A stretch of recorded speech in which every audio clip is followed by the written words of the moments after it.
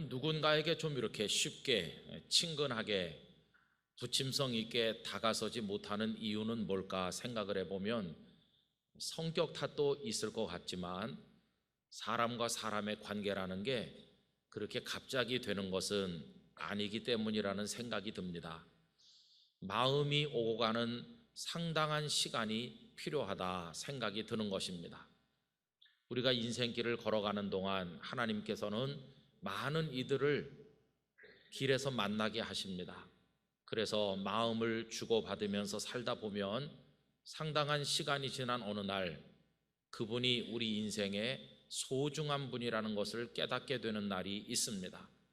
그래서 우리의 인생을 화폭에 담아 그림으로 표현하자면 그분을 꼭 어딘가는 그려 넣지 않으면 안 될 거라는 생각, 그분이 내 인생에 너무도 소중한 분이라는 생각이 들고 어떤 때는 그분이 없었더라면 내가 없었으리라 하는 생각이 들 만큼 소중한 이들을 만나게 되어 있습니다.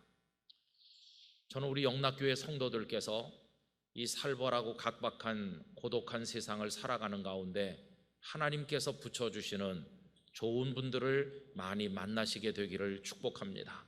그래서 소중한 분들과 사랑받고 사랑하면서 살아가게 되시기를 바랍니다.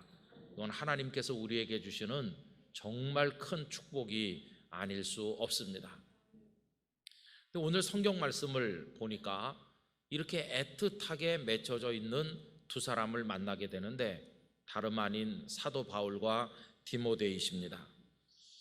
이 디모데 후서는 성령께서 바울 사도에게 감동하셔서 기록하게 하신 여러 편지들 가운데 맨 마지막 편지로서 디모데 개인에게 보내진 개인 서신의 형식을 가지고 있습니다. 그런데 그 속에서 디모데를 부르는 호칭이 아주 정겹지 않습니까? 오늘 본문 2절에 보면 사랑하는 아들 디모데라고 불렀습니다. 그런가 하면 고린도전서 4장 17절에 보면 내 사랑하고 신실한 아들 디모데라고 호칭하고 있습니다. 그럼 이게 바울 사도의 일방적인 디모데를 향한 짝사랑이었을까요? 그렇지 않습니다. 디모데는 디모데대로 바울을 아버지같이 생각을 했는데 빌립보서 2장 22절에 보니까 이렇습니다. 디모데의 연단을 너희가 아나니 자식이 아버지에게 함같이 나와 함께 복음을 위하여 수고하였느니라. 디모데는 바울 사도를 아버지같이 생각하면서 하나님의 복음을 위하여 함께 수고하셨습니다. 잘 아시는 것처럼 바울 사도께서는 결혼하지 않으셨고 우리 주님의 복음을 위하여 자신의 생애를 송두리째 바치신 분이시죠. 그러므로 당연히 그에게는 육적인 자녀가 없었습니다. 그러나 주님의 복음을 통해서 영적으로 낳은 자녀들이 굉장히 많이 있었는데 그 중에 대표적인 사람이 디모데라고 말할 수가 있을 것입니다. 바울 사도가 디모데를 향해 가지신 그 마음은 우리네 아버지들이 아들에게 대해서 가지는 마음과 똑같습니다. 생각만 해도 마음이 흐뭇하고 기쁘고 늘 보고 싶고 잘 되기를 바라는 마음이 바울의 마음속에 있었는데 그게 오늘 읽은 말씀 3절과 4절에 잘 표현되고 있다고 생각됩니다. 이 두 절을 다 같이 읽어보겠습니다. 내가 밤낮 간구하는 가운데 쉬지 않고 너를 생각하여 청결한 양심으로 조상적부터 섬겨오는 하나님께 감사하고 내 눈물을 생각하여 너 보기를 원함은 내 기쁨이 가득하게 하려 함이니 아멘. 내 생각이 많이 난다, 보고 싶다, 너만 생각하면 기쁘다, 이런 마음이 여기 잘 흐르고 있습니다. 그래서 바울 사도가 인간적으로 외로우셨겠다 그런 생각이 들지만 그래도 디모데를 생각하면 외롭지 않으셨겠다 하는 마음도 가지게 됩니다. 성도 여러분, 지금까지 수십 년 인생길을 걸어오시는 동안에 우리 성도님들 곁에는 이런 소중한 이들이 얼마나 많이 계십니까? 여러분, 누가 세상을 잘 살았을까? 이렇게 질문하면 대답하는 방법이 여러 가지 있겠지만 오늘의 주제에 맞추어서 대답해 본다면 많은 사람을 사랑하고 우리가 떠난 그 뒷자락에 우리가 세워준 소중한 사람들이 많이 남아있게 된다면 우리의 인생은 잘 산 인생이 될 거라고 믿습니다. 여러분, 그래서 우리가 이 땅의 짧은 인생을 끝내고 하나님 앞으로 간 다음에 누군가 우리 뒤에 남은 이들이 우리를 두고 제가 그분으로부터 사랑 많이 받았습니다, 그분이 없었더라면 오늘 저는 없었을 겁니다, 누군가가 이렇게 말을 해준다면 이 땅에 잠깐 머물다 간 우리의 인생이 가치 있는 인생이 되지를 않겠습니까? 저는 우리 영락교회 성도님들께서 사랑에 성공하시기를 바랍니다. 그리고 여러분 주변에 많은 사랑하는 이들을 세우시고 도와주시고 그들을 통해 하나님의 영광을 나타내실 수 있는 그런 열매를 풍성하게 맺게 되시기를 바랍니다. 아니 목사님, 나 하나 살기도 너무 힘든 세상인데 어떻게 다른 사람의 인생에까지 관심을 가지며 살란 말입니까? 이렇게 묻고 싶으신 분들도 계실 겁니다. 물론 그거 다 이해가 되는 일이긴 하지만, 그러나 우리는 믿음을 가진 성도로서 아주 중요한 원론적인 얘기를 생각해 봐야 됩니다. 그게 뭐냐 하면 우리 기독교 신앙의 화두는 사람이라는 것입니다. 여러분, 하나님께서 이 땅에 예수님을 보내주신 목적 또한 사람 때문입니다. 사람을 사랑하셨습니다. 사람을 구원하시려고 하셨습니다. 그래서 그 구원자로 예수님을 보내셨습니다. 하나님의 온통 관심사는 사람으로 꽉 차 있습니다. 우리는 흔히 우리가 하나님을 높여드린다, 하나님을 섬긴다 그렇게 말을 하지만 여러분, 우리 기독교 신앙의 구조는 우상 종교와는 근본적으로 다릅니다. 우상의 종교는 신을 위한다는 미명하에 사람들의 희생을 요구합니다. 심지어 인신 제사를 드리도록 강요했던 일이 구약 성경에 여러 군데 나오고 있습니다. 그러나 우리 하나님께서는 우리에게 그런 희생을 요구하시는 분이 아니시고 오히려 당신 자신을 우리에게 주신 분이십니다. 그게 구조가 완전히 다른 것입니다. 하나님께서 다윗에게 성전 지으라고 요구하신 적이 있었나요? 그 누구에게도 요구하신 적이 없으셨습니다. 하늘과 땅의 창조주이시며 모든 것의 주인이시고 우주 만물 속에 아니 계신 곳이 없으신 광대무변하신 여호와 하나님을 어떻게 사람이 만든 작은 건물 안에 가둘 수가 있겠습니까? 애초부터 그건 안 되는 것인데다가 하나님께서는 요구하신 적이 없으신 겁니다. 모세에게 성막을 만들라고 하시긴 했지만 당신이 계실 데가 없어서 성막을 만들라고 하신 것이 아니었습니다. 오히려 그 백성들이 하나님을 배웠고 하나님께 기도드릴 수 있는 장소를 하나 정해주시기 위해서 성막을 만들라고 하신 것이므로 그것 또한 하나님 당신을 위한 것이 아니라 백성들을 위한 것이었습니다. 오늘날 우리들이 헌금을 모아서 예배당을 짓고 합니다마는 하나님이 아쉬워서 예배당을 짓게 하시는 게 아니라 우리가 그분께 경배하고 찬송하기 위한 공간으로 예배당을 짓는 것입니다. 여러분, 하나님의 관심은 우리에게 있고 우리가 복되고 잘 살기를 하나님께서는 간절히 원하시는 것입니다.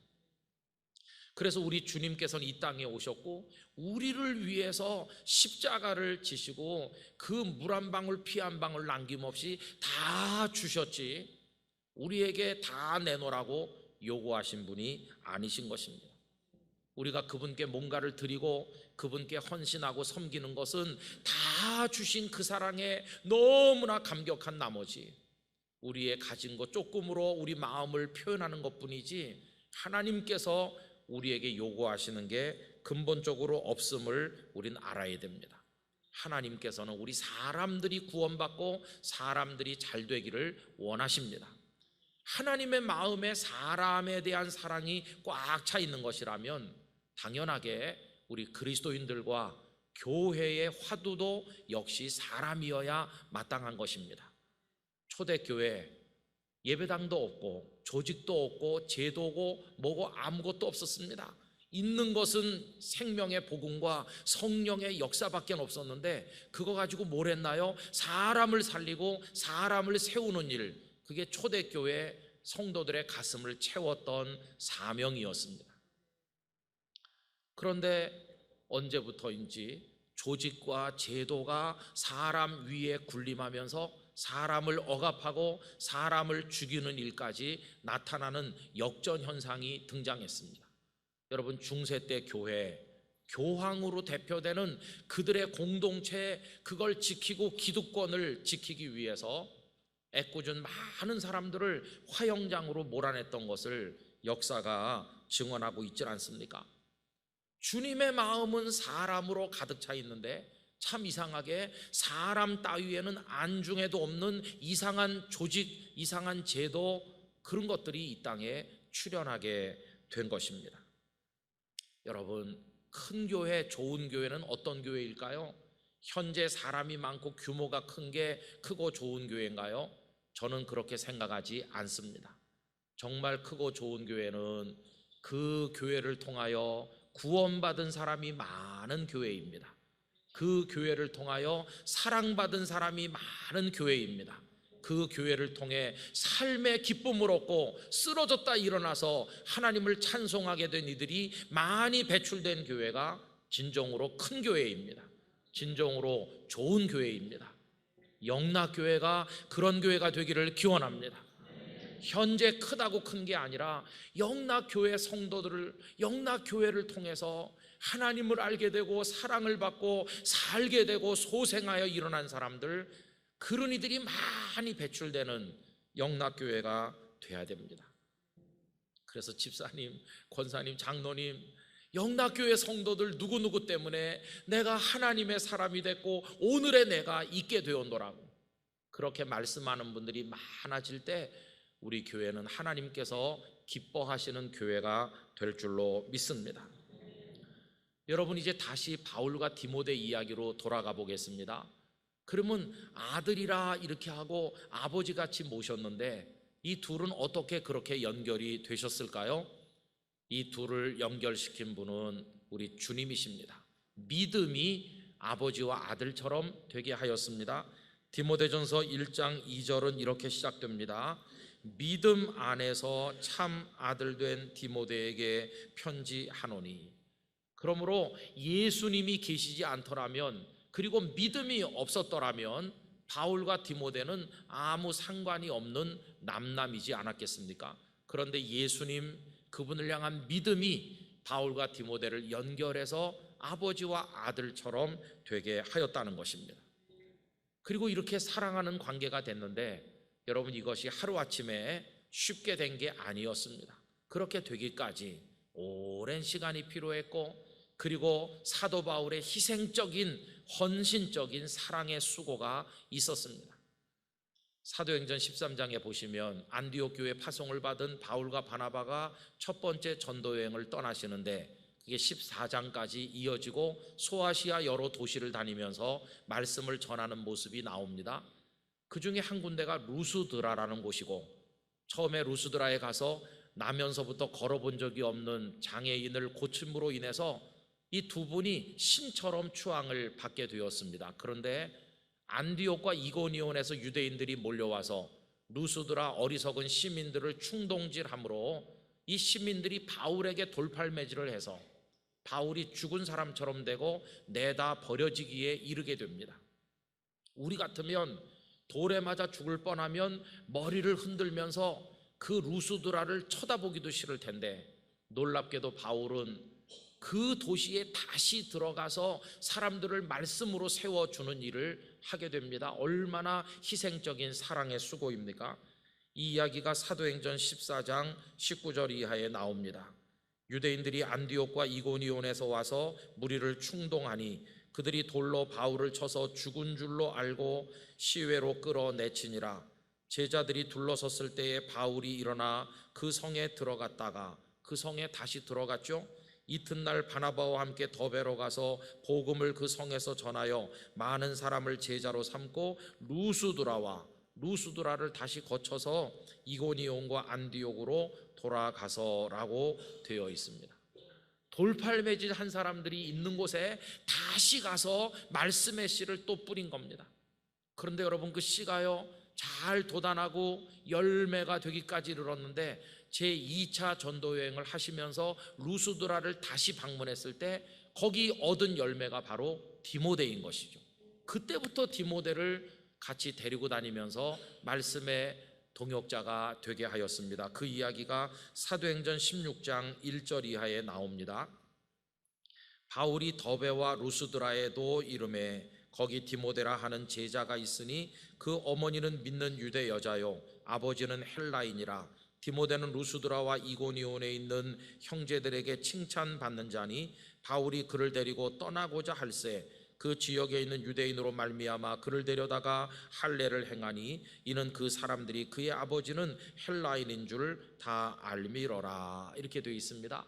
그때부터 디모데는 바울을 따르게 됐고 바울의 모든 사역에 동역하면서 성숙된 믿음의 아들로 영그러 간 것을 성경을 통해 보게 됩니다.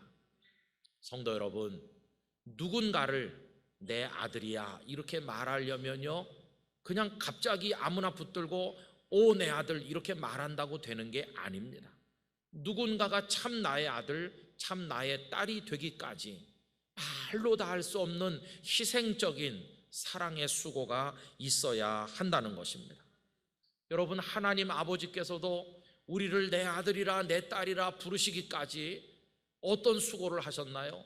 독생자 예수님을 이 땅에 보내주시기까지.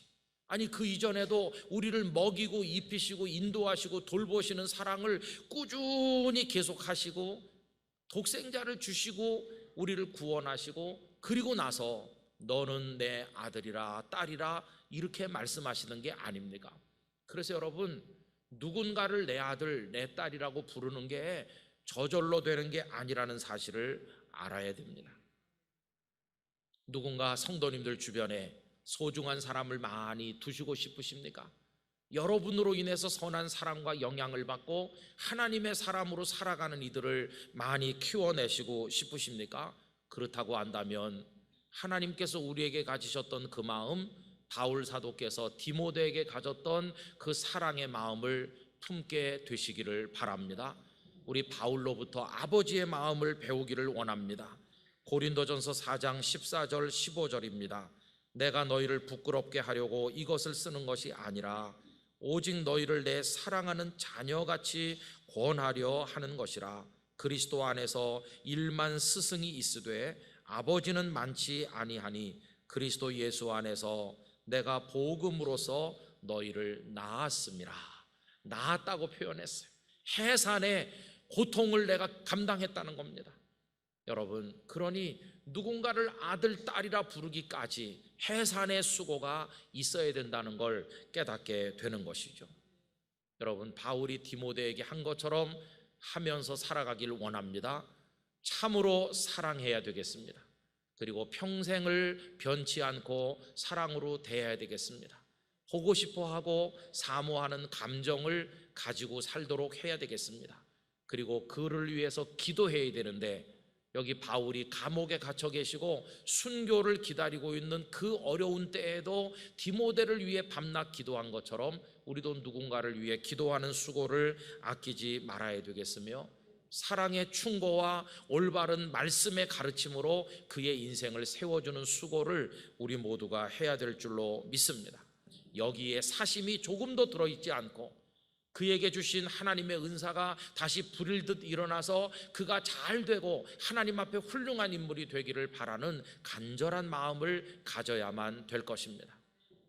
이런 마음이 바울에게 있었고 디모데에게 전달됐을 때 디모데는 바울을 사랑하게 됐고 아버지로 모시게 됐고 기꺼이 그의 사역의 후계자가 되고 육적인 부자지간보다도 더 가까운 영적인 아버지와 아들로 이 험난한 세상의 의지가 되어 살아간 것을 보게 되는 것입니다. 오늘은 어린이 주일입니다. 참 유감스러운 것은 우리 이 땅에 자식을 몸으로 낳은 것만으로 부모가 다 된 것으로 여기는 이들이 많다는 거, 이게 유감인 것입니다. 여러분, 육신으로 낳았다고 다 부모가 되는 것일까요? 아닙니다. 오늘 말씀이 가르치는 대로 한다면 영적인 해산의 수고를, 사랑의 수고를 한 번 더 하지 않으면 그 자녀를 내 아들 내 딸이라고 부를 수 없음을 깨닫게 되는 것입니다. 우리 영락교회 부모님 된 성도 여러분, 여러분들의 자녀를 낳으셔서 이미 아버지 어머니가 되셨지만 이제는 바울이 디모데를 위해 한 것처럼 사랑으로 수고하셔서 영적으로 한 번 더 낳게 되시기를 바랍니다.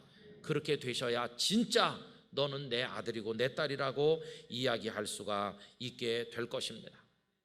가정은 그것을 하기에 최적의 장소입니다. 왜냐하면 세상 사람들은 오며 가다 그저 옷깃만 스치고 끝나서 헤어지는 경우가 많지만 어떤 관계가 5년, 10년, 20년, 30년, 40년 쭉 이어지는 건 가정뿐 아닙니까? 그러므로 부모님과 자녀가 낳고 거기서 태어난 것만으로 관계가 끝난 게 아니라 계속 사랑하고 계속 말씀으로 먹이고 계속 기도하고 계속 예수님을 가르치고 영적으로 낳고 이거 하기에 가정보다 더 좋은 것이 어디에 있겠습니까? 여러분, 말씀으로 한 번 더 낳으십시오. 간절한 사랑의 기도 끊임없이 드림으로 그 기도를 통해 하나님의 응답으로 한 번 더 여러분들의 자녀를 낳게 되시기를 바랍니다. 사랑의 수고를 아끼지 마시기를 바랍니다. 먹이고 입히고 키우는 육적인 공급으로서 부모의 역할을 다했다고 생각하지 마시고 영적인 배려, 영적인 투자, 영적인 수고를 끊임없이 계속 하시게 되기를 바랍니다. 오늘 한번 기도했다고 내일 아침에 열매가 되는 게 아닙니다.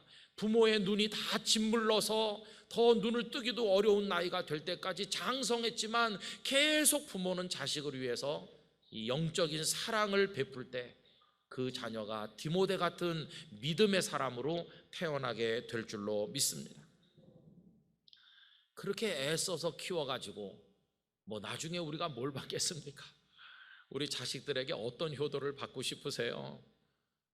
제가 어저께 그 특세 때도 얘기했지만 우리 부모들은 지금 가슴이 흥분돼서 벌렁벌렁하죠.